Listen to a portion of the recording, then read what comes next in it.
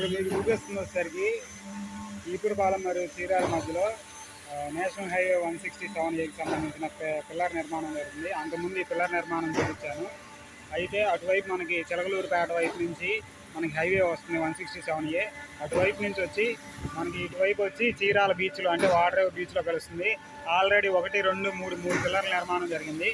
కాకపోతే ఇది ఈపురపాలెం ఆంజనేయ స్వామి బొమ్మ దగ్గర నుంచి వచ్చేటువంటి బ్రిడ్జికి చీరాలు వెళ్ళే దారిలో అంటే పేరాలు వెళ్ళే దారిలో నిర్మాణం జరుగుతుంది కాబట్టి రోడ్డుని బ్లాక్ చేసి అతిపెద్ద పిల్లర్ నిర్మాణం జరుగుతుంది. ఆ ప్రాసెస్ మొత్తం చూడవచ్చు, మీకు కనబడుతుంది. మామూలుగా అయితే మనకు పెద్ద పిల్లర్లు వేయాలంటే ఏం చేస్తారు, పెద్ద మొత్తంలో సిమెంట్ని తీసుకొని వచ్చి పిల్లర్లు వేసి వందల వేల మంది కావాలి కదా ఇట్లాంటి ప్రాజెక్ట్స్ చేయాలంటే. కాకపోతే టెక్నాలజీ అందుబాటులోకి వచ్చింది కాబట్టి ఇప్పుడు చూడండి మీకు చూపిస్తాను. మీకు అట్లాగా 1, 2 మిక్సర్లు ఉన్నాయి, సిమెంట్ కాంక్రీట్ మిక్సర్లు ఉన్నాయి. అవి 2 లారీలో ఇట్లా వాటిలో తీసుకొచ్చారు. అక్కడ మిక్సర్ జరుగుతుంది. ఆ మిక్సర్ దాంట్లో వేస్తే ఇక్కడ ఉన్నటువంటి భారీ క్రేన్ సహాయంతో ఆ మిక్సర్ ఉందా, ఆ మిక్సర్ మొత్తాన్ని తీసుకొని వచ్చి ఈ క్రేన్ ఏం చేస్తుంది, ఇట్లా పైకి తీసుకొని వెళ్ళి వాళ్ళకి కావాల్సిన డైరెక్షన్లో పోస్తున్నారు. కింద ఉన్న అతను దాని కొద్దిగా అవతలకి చదువు చేస్తున్నాడు. ఆ పెద్ద మిక్సర్ ఉందా, ఆ పైపులో నుంచి సిమెంట్ మొత్తం వస్తుంది అనమాట. మనకి సిమెంటు కాంక్రీటు అన్నీ వస్తున్నాయి. వచ్చి దాంట్లో పిల్లర్లు వేస్తున్నారు.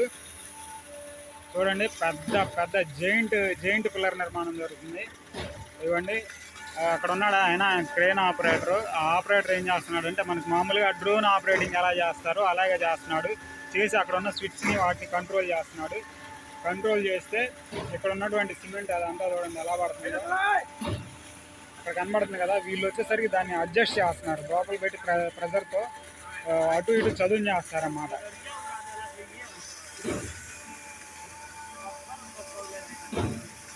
ఎత్తు పల్లాలు రాకుండా వాళ్ళు పేర్చిన ఆర్చ్ ఉంది కదా, ఆర్చ్ మధ్యలోకి రావడానికి వాళ్ళు ఇటు పోసినా మొత్తాన్ని చదువు చేస్తున్నారు. అది అక్కడి నుంచి అదేం చేస్తుందంటే ఆ నలువైపులో చదువు చేసింది అది ఉంది కదా అది.